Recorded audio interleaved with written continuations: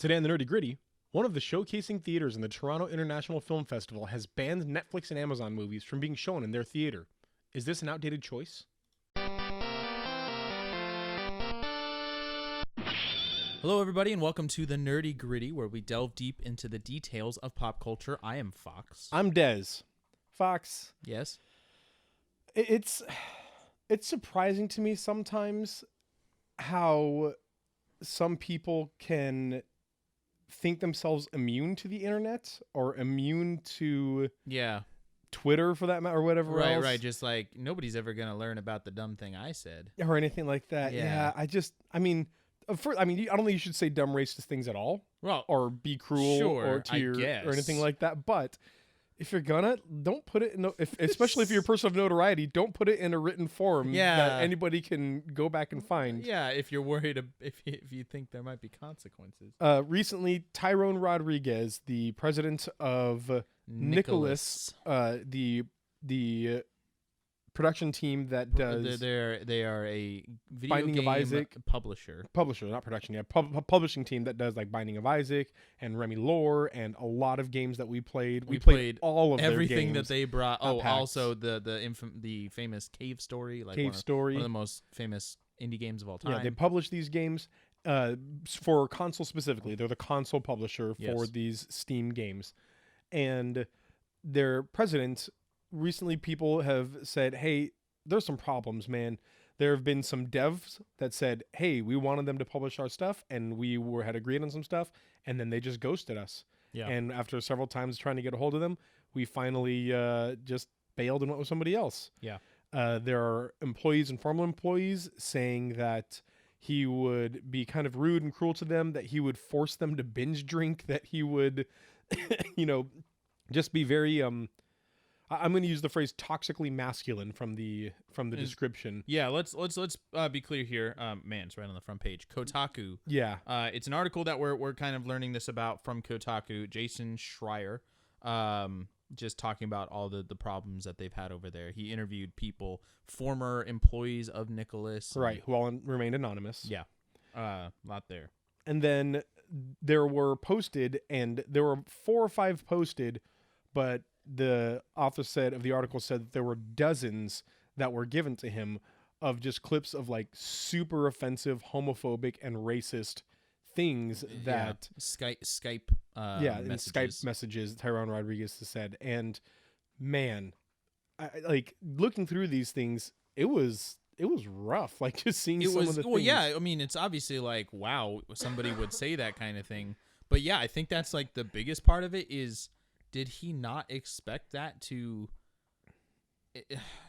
come out? Like, can you be that way in today's culture and everybody just deal with it? Sometimes I wonder if, and that's not true, I don't wonder this, I know this, I'm aware that, and I guess people kind of blind themselves to this, that we often find ourselves as good enough. Well, on a brighter note, what have you been up to, Fox? Things and stuff. What about you? So I'm going to Rose City Comic Con tomorrow. Very excited about that. Gonna be looking through lots and lots of long boxes full of lots and lots of comics. All of the comics. And I can spend hours doing that. So really excited about that. But I'm also excited because they're gonna have a guest there as part of their like creator artist alley. I don't know where exactly we put him because he's kind of in a different category than I've ever seen people at a Comic-Con. He's a letterer. He's not an artist. He's a professor at University of Oregon, I believe. And he wrote a book called "Do the Gods Wear Capes?" Oh yeah, and it's about. It seems like it was like an academic paper that he published as a book. It's called the subtitle is, what is it? Religion, Fantasy, and Superheroes, if I'm not mistaken. Basically, just kind of examining a few different superheroes and kind of where they cross. There's a lot of like American culture in there and how we view them as how can we see them in a religious light, things like that. I've been jumping back into Bloodborne and finally started uploading Bloodborne. Yeah, I noticed. So as you're hearing this, you can probably see I think 3 or 4 episodes. We have so much now. going up on our channel now. Yes, our channel is insane. We have at least 6 videos going up every day, I think. That's crazy. Man, go watch them. Man, the game is so good. And people, people know. But people knew that when it came out. Do they really? They really do. Man, it's been cool because, again, I feel like I'm decent at Bloodborne. Yeah. And so I was going through an area and I just realized that, dang, I hadn't gone back and leveled in a while. And I had 80,000 echoes and I got 7 levels in so one nice. visit. It was like, whoa. Yeah. So powerful. Didn't even need it, whatever. Yeah. I also have jumped back in. I said a while back that I was going to do this, but I restarted the Dresden Files book series. Yeah. And I just finished in 4 days. Just finished Stormfront, the first book. And the way the series has changed over time, I miss how noir it was. Yeah. I want to read them too. I've only read the first 2. I've read the first 2. But I think we should read them at the same time and do like the Dresden Corner as like a feature for the next 20 episodes or something. Yeah. I'd be all about it. One a week and talk about Dresden Files. Or maybe just do it for our Patreon. Just record yeah, put okay. it on our little Patreon. bonus. Yeah. Yeah, okay. Anyway, you been up to anything else? Well, yeah, so I mentioned it last week. I started watching Sword Art Online. And I'll just say it this way, it's not for me. You're not watching Sword Art Online I am anymore. no longer watching, so I watched 3 episodes. I finished Carnival Row. My wife and I watched the entirety of it, and it is very good. I've played 20 minutes of Borderlands 3. Yeah, how is it? Real fun. Good. I mean, here's the I've thing. also played about that much of Borderlands 3, but it was a demo. Oh, wait, with the demo, I've played 40 minutes of Borderlands You did it. 3. Here's the thing. Based on that very small amount, it's not revolutionary when it comes to like it's Borderlands 2. It's the next one in the series. Borderlands 2 plus. But I mean, obviously, I need more time with it to really get a better look at it. But I fought the first boss, and it definitely seems like they're trying to make the boss fights more interesting. I feel like I had something else, but I don't remember it. So it's about that time. Do you remember the time when we fell in love? Oh, do you remember that was the 4 time? p.m. It's 4 p.m. on a Saturday. Yeah. Hey, let's get down to the nerdy gritty. Let's get down to that, shall we? Hey guys, before we continue, we just want to let you know that what you just heard was actually an edited down version of the full podcast. We call it the short version. If you'd like to listen to what we call the director's cut, we'd really appreciate for you to head on over to our Patreon. That's patreon.com/dezandfox. At our second and third tiers, we offer an unedited version of our podcast, as well as all of our Patreon exclusive content. This means that videos that come out early, or when we talk about new stuff that we're doing, a lot of that shows up on our Patreon, or if we record an entire game through, we do the entire playthrough and put it on Patreon in one big chunk, and so you can binge watch that. All kinds of cool things like that happen to our Patreon all the time. But if that's not something that you can do, we totally understand. We just love when you guys support us in any way that you can. So when you like, comment, share, or rate us, that means the world to us. Thanks again, guys, and enjoy the podcast. So recently, an article came out. What's the article on? The article on the Hollywood Reporter. On the Hollywood Reporter, about it. That there is a theater from that helps showcase the Toronto International Film Festival. And this theater, the owner, so we want to be clear, this is not the Toronto International Film Festival that has said this. It's the theater itself that has said, we, as a theater, will not showcase Amazon or Netflix movies, or basically any movie that does not fit the traditional theater format. Is that the actual quote? This is, let's see. Let me find that quote again. So this is specifically Cineplex. It's a film exhibition giant, according, right, Cineplex. Yeah, they run Scotiabank. I think, which is the theater itself that we're talking about right here. Yeah, Scotiabank Theater in Toronto. It has to have a traditional theater release for them to screen it during the festival. So essentially saying that if you want to be part of the Toronto International Film Festival, you cannot, do the Netflix or Amazon thing where they meet the minimum requirements and then pull their movie and put it only on their streaming site. I'm not sure about that. Okay. And remember, this is just this theater. Right. The this is film just this festival is supporting this. They're not trying to Right. They're not stop fighting them it from at doing all. it, but they are making it clear the film festival itself, that organization, has no problem with Netflix and Amazon movies. If you guys don't know how a film festival works, it's not all in one theater. Right. They usually spread it out to or six. A couple of weeks over several different theaters. They'll show hundreds of movies during that time at various theaters across the city. Right. Yeah. And so it's just this one theater but this one is a big one, and this one invites a lot of the industry specific people to it. Yes. This of the kind of centralized popular big theater is saying we do not want movies that do not have the traditional theater release plan. Okay. Here, I found a specific. Go ahead. Cineplex, the Canadian exhibition giant that runs Scotiabank, told TIFF this year that Amazon and Netflix titles it programmed for a short run in movie theaters or none at all. So either, put them in theaters for a little bit or never in theaters. Right. Have been barred from its multiplex on Richmond Street that hosts industry and film critic guests. So our question today is what we kind of want to talk about today is this outdated? Yeah. Is this a good decision? What do we have to say about this? Essentially what they're saying here is we don't want movies that were made for streaming. Right. We want movies that were made for theaters. Specifically filmed and designed to be released in a theater in the traditional manner. Right. We're probably going to say the word theater for a long time. Theater. On this. To be clear, I don't think Fox or I say it correctly. So Fox says it in two syllables. Theatre. Theater, right? You say it two syllables. I say theater. Theater. I guess, yeah. I say it in three syllables, but it's the emphasis on the first. It's theater. Theater. I think it's in the middle. I think it's supposed to be theater. I think it's supposed to be theatre. Doesn't matter. Theatre. You know what we're saying. Anyways, yeah. So I just want to be. If you guys are getting annoyed with us, That's know fair. that we know. Deal with it. So, let's start with you, Fox. What do you think about this decision? What do you think about the mindset in general? Part of me likes it.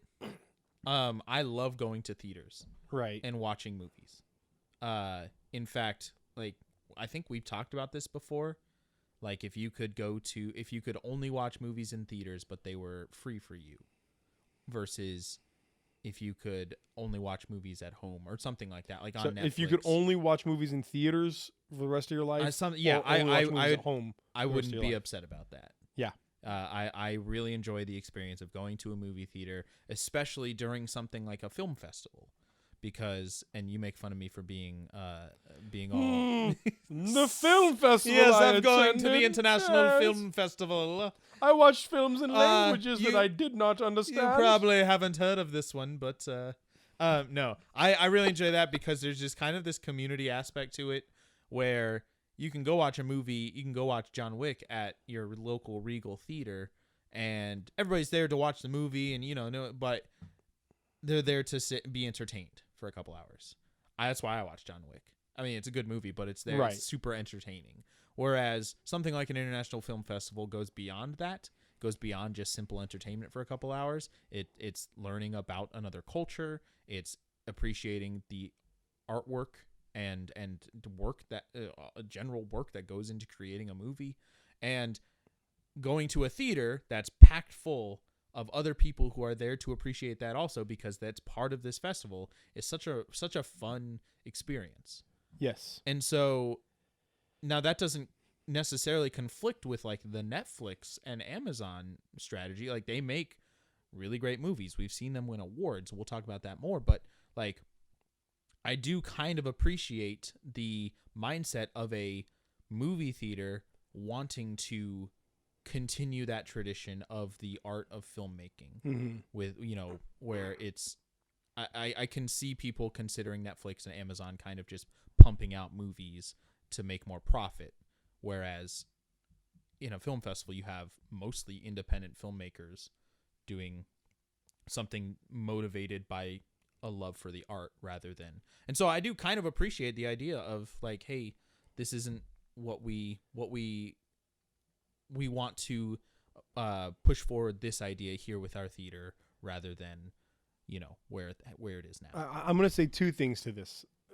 First, just kind of like a pre thing, and then I want to get to what you said. Yeah. But my kind of pre thing is, I think as individuals, as the owners of theater, of that theater, I think, cool. That's your honest opinion. Sure. That's your belief, and it's your theater, and you can do whatever you want with it. And so you choose to do that. It's their way of standing up for what they believe. Sure, fine, whatever. I think the opinion's dumb. And because here's my thing, and you kind of said it very, very well, is there are some people out there that really want to preserve the art of filmmaking. And I see like Quentin Tarantino, a guy like that, that he really sees filmmaking as an art, and he really wants to emphasize that. Where you release it is not part of the art of filmmaking, at least not to me. It's the equivalent of making this beautiful artistic meal, and it's gorgeous, maybe it's sushi, and instead of putting it on a sushi boat and bringing it out, you put it on a plate and bring it out. And somebody says, this sushi is bad, or this sushi is not worthy of my attention because it's on a plate, not a boat. And you're sitting there thinking, how about you eat my sushi and actually find out? Like, right. How about you actually try the art that I made you? Forget the platform that it's being presented to you on. Why don't you actually try this thing itself? I think, especially if we want to appreciate the actual genuine art of filmmaking, we should try and find all the ways in which this art is being presented. Again, so the medium of an art form, so right. like painting or something like that. This person painted on a canvas. This person painted on a building, maybe a tagger or something like that, and it was legal, whatever, blah, blah, blah. That's the side note. But the medium that it's on should not impact the importance of the art that's being presented and the beauty of the art that's being presented. I'd agree with you there. And we're not even talking about medium here. We're talking about like origin of publisher, like presentation they're all, style. Like they in this article it talks about how they allow digital format. Like it doesn't have to be film. Like the different format doesn't weird really to matter. My other belief on where I think they might be getting an issue with this, where this might be coming from, is Amazon and Netflix are already global platforms. Right. And so the idea of a international film festival, a lot of it is to watch movies that you would have never really had the option to watch. Living in Portland, Oregon, I watched a lot of movies this year at the International Film Festival that I would never have known about, nor really probably would never have had the option to watch unless they're like ones that win or are super popular, like a movie I talked about way back when was One Cut of the Dead, which is really great. I'm pretty sure it's actually being released in theaters a little within a couple weeks. I'm not positive about that, but it's just good. It was on my airplane going to New York. That was an option for me to watch. And so there's exceptions, of course, but a lot of these movies are not something I'm going to get the option to watch. Whereas Netflix is a global company. Yeah. Now there's region locking and all that kind of stuff, but I wonder if their thought process is we want to showcase movies that you're not going to really be able to get to see. We want to make this an international film festival. In 3 weeks, you're going to be able to turn on Amazon and watch this movie. Yeah, sure, it came from another country or something, but it's not really going to be, we're not giving you special access or giving you the opportunity to experience something. And so we want to specifically showcase people from other countries who do not have access to this global brand that already exists. But at that point, and this is just somewhere where I don't have the knowledge, how do international films that make it onto Netflix or Amazon get there? do not everybody, like, is it not that everybody who makes these films has have the same option? Like, just the fact that they got picked up by Netflix or they got picked up by Amazon, are they being punished for that then? The fact that they made a good movie, they did it all on their own, and then Amazon or Netflix came to them and said, "Hey, we like your movie. We'd like to show it on our digital format." I don't know if that's the way it goes. There's a lot of stuff that we're not super knowledgeable on here. Right. I know there's a lot of movies that were made in France that it's to me like a quintessential idea. Like, there's a lot of movies that are made in Europe that have like what's his name in it? The not Bloodsport. Not so Jean-Claude Van Damme. Sure, or that caliber essentially, or like Nick Cage is in a lot of movies that are on Netflix. Right. And a lot of them you've never heard of. Yeah. And it's because they're like super cheaply made somewhere else, and or maybe not super cheaply made, but they're made somewhere else. You know, some foreign production company wanted to get a movie star in their thing, and they were able to pay him. And then but it's not super good, and so but it's cheap for Netflix to pick up and put on there. It's just more content for them to have, and so it's this international film that it wasn't necessarily. This is entirely my perception of what's going on. Right. I'm not speaking with authority here, but it's not the fact that, oh, we thought your movie was great and want the world to see it. It's you have content, we'll give you $10. Like we'll just hey, you should be honored, give us your movie, that kind of thing, like put it on. So I wonder if that has something to do with it. I wonder also if there's a financial side to this, the idea that you are circumventing theaters, and so now theaters are not making the money that we would make otherwise. Yeah. And so we're not, if you're not honoring us, we're not going to honor you. Like it's yeah, that's a good point. It's almost like if GameStop were to say we don't sell digital download cards anymore. Yeah, we don't do that, or even we don't do League of Legends points or whatever they're or called. Steam or things like that. Yeah.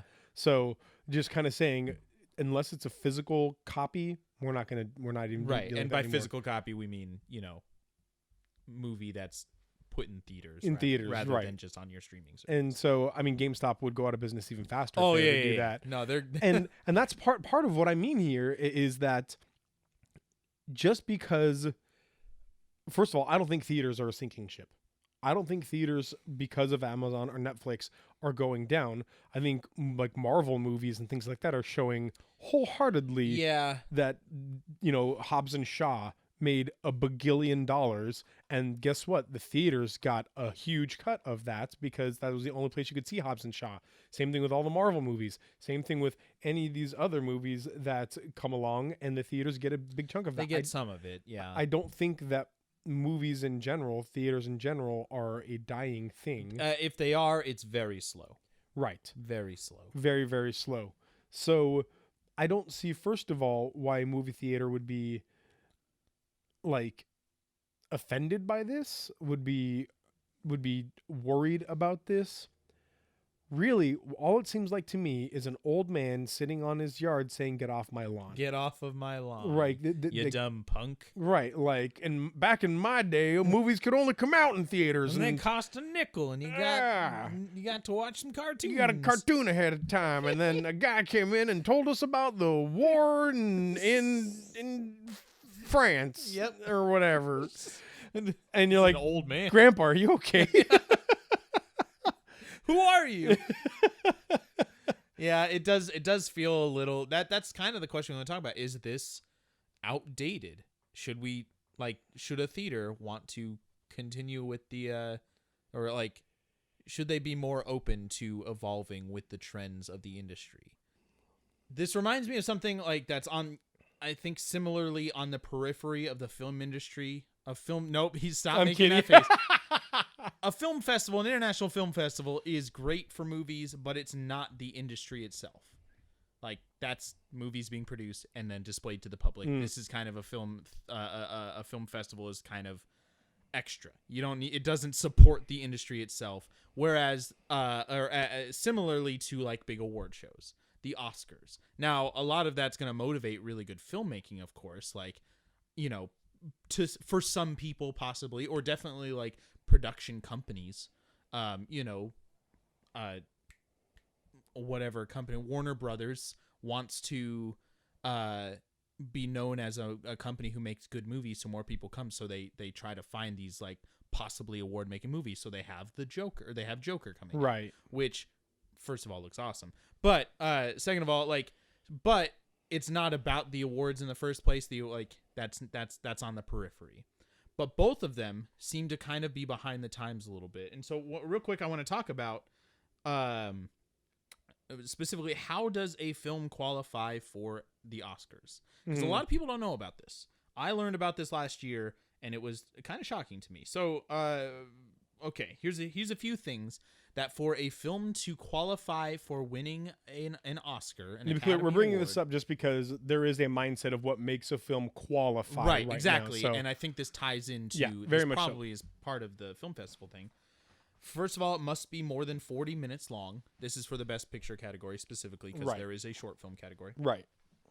It must have been exhibited theatrically on 35 millimeter or 70 millimeter film, or in a qualifying digital format. 70 millimeter is not like nobody uses that anymore except for Quentin Tarantino. Do you think like MP4 or WMV is can qualifying I video format? My Windows Media Video. I have a series of JPEGs. I need you to press the forward button really fast. 24 times 29.97 times a second, please. That's 30 times. Slow down. I can't even appreciate this. All right, so here's where the big thing comes in. That's like, what?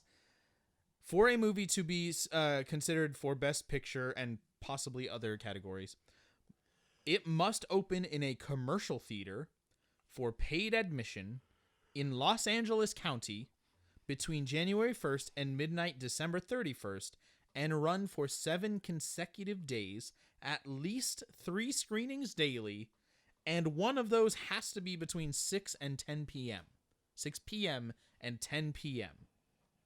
It also must be sufficiently, whatever that means, advertised in Los Angeles media.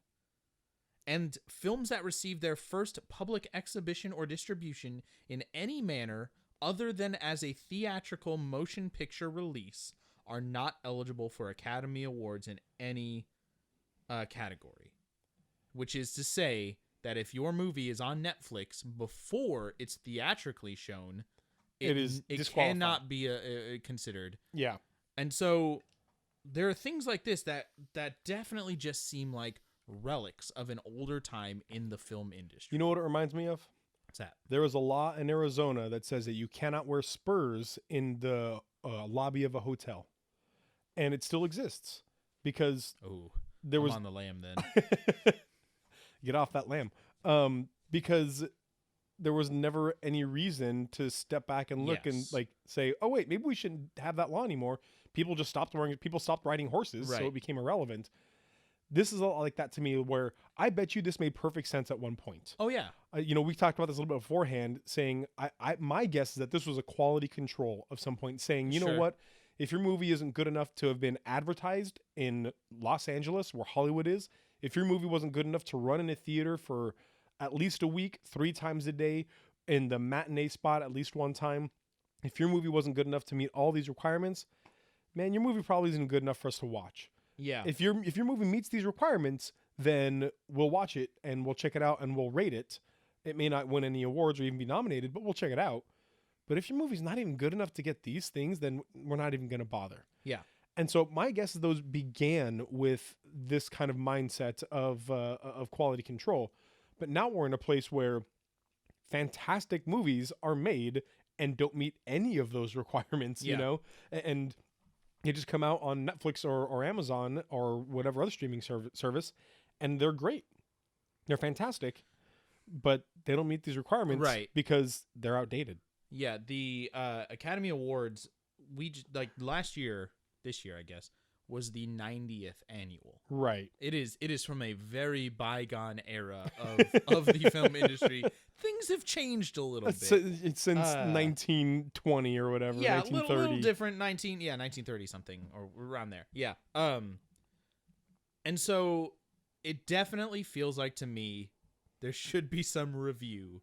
Hey, maybe I think in addition to quality control, I would say that just the ability for people who are considering movies, like the judges, oh, hey, my movie came out in Kansas. You didn't see it. Like, they didn't have the ability to distribute films as easily or as quickly. It was only film. They would have had it, that's expensive, and it would have had to be brought to Los Angeles. And, these movies, so they had to, like, make sure, hey, everybody, if you think your movie's good, bring it to us.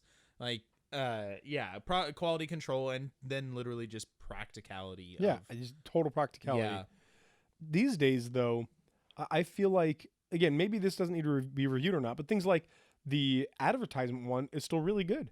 If your movie was not good enough for people to be talking about it on the radio or on internet ads or anything like that, if nobody's coming to you and saying, hey, we'd love to give your movie a spot to talk about, or if you are not willing to pay some money to advertise, hey, maybe it's not something we want to look at.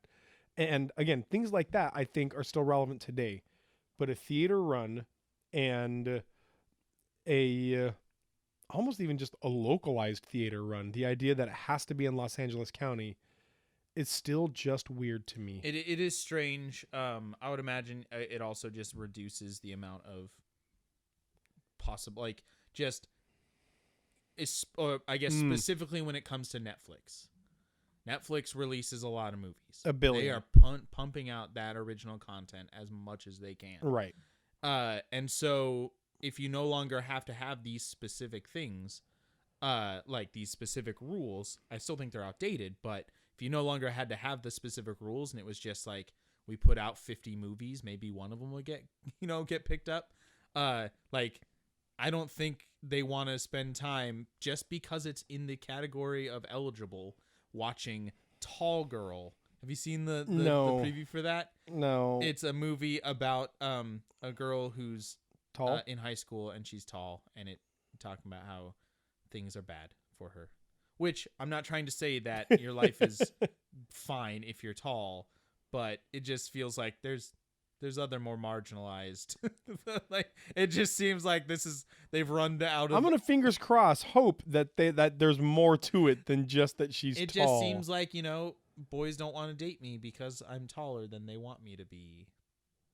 That just kind of seems what the movie's about. Woof. Now, that's judging it based on one preview. Right. But I'm not gonna watch it. Right. And I'm sure everybody who's part of the Academy, they don't want to watch saying, it either. I don't want to watch that. But if it's technically eligible, would they feel obligated to? That's a really good point, because you have to realize that even with these quality control guidelines, they had to watch Jack and Jill. They had to watch Mr. Popper's Penguins. See, this is another thing where, do they watch literally every movie that's eligible? Because I'm sure there's a lot of theaters. Well, they had to at least consider it. Have one guy watch it and have him come back and also, be like, don't guys, you no. dare insult Mr. Popper's Penguins. He loved those penguins. Like, had to let them go. Spoilers. So, to think of the amount of bad movies they already have to watch. Okay, so I could see there needing to be something. So maybe it's not that the whole theater run idea or whatever else needs to be thrown out. Maybe just updated. Like a submission style or format that needs to be updated. Right. Because with sufficient money, almost any movie can meet those guidelines.